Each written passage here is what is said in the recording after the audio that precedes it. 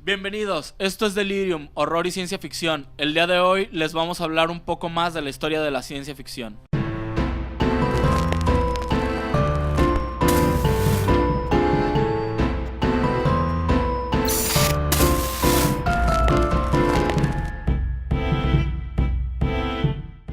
Así es, vamos a hablar ahora de la ciencia ficción ya entrando el siglo XX. Y el siglo XX ya entraba de lleno con la ciencia ficción, con H.G. Wells en su apogeo, el escritor inglés, y la entrada del cine, ciertamente.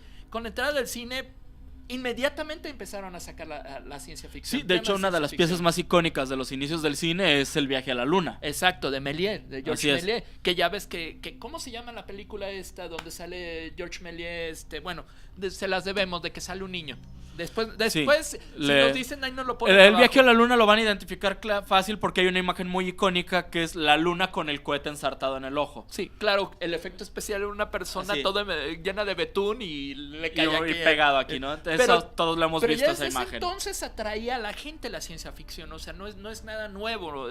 Ya Julio Verne y H.G. Wells ya estaban con todo, con sus libros, eran bestsellers en la época.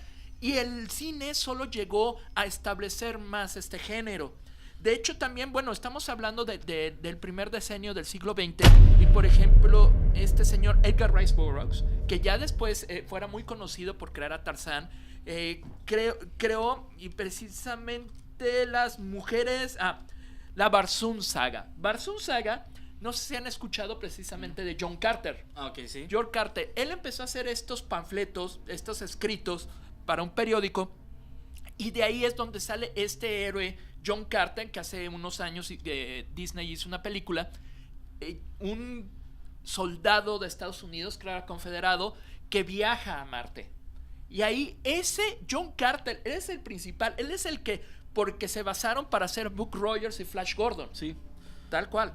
Pero yo creo que de todas formas, o a lo mejor es que a mí me gusta mucho el tema, pero yo creo que el verdadero, al menos en el cine, el verdadero despegue de la ciencia ficción y cuando muestran lo que pueden hacer con el cine es cuando llega en 1928, ¿es? 25, Metrópolis, sí, de Fritz Lang. Metrópolis hasta la fecha es un parteaguas en el cine de la ciencia ficción.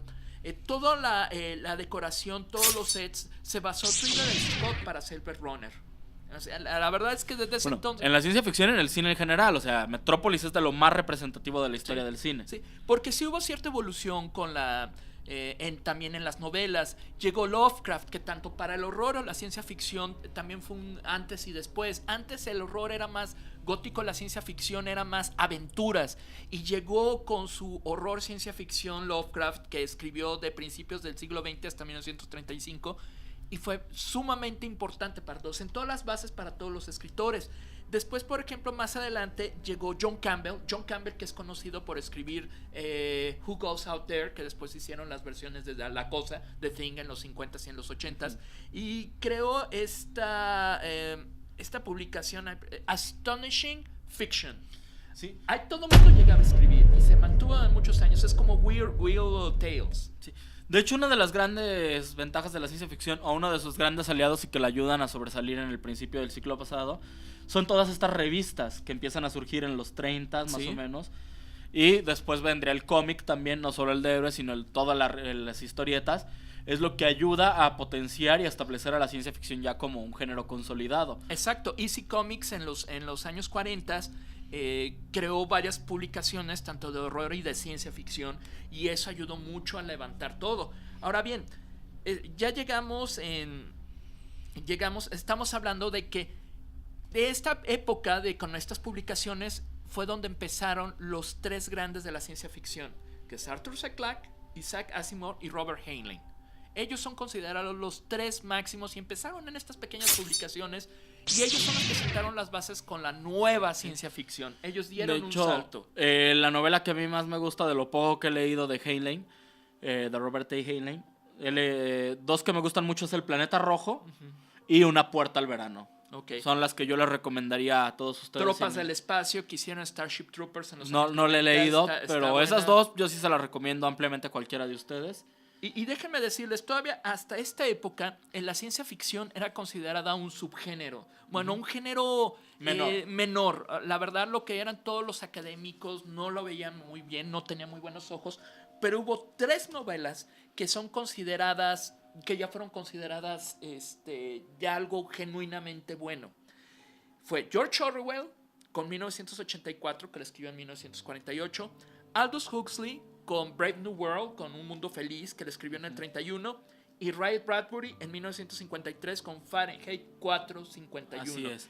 Estos 3 novelas fueron las que le dieron legitimidad al género. Y de ahí, pues ahora sí, ya escribía ciencia ficción y ya no eras otro escritorcito. Ya era genuinamente bueno. Así es, ya era algo respetado al menos. Entonces, pues bueno, vamos a seguirles con esta plática de la ciencia ficción, pero por ahorita ahí la dejamos. Sí. Muchas gracias por vernos. Síganos en nuestras redes sociales. Esto fue Delirium, Terror y Ciencia Ficción. Y recuerden tener miedo, mucho miedo.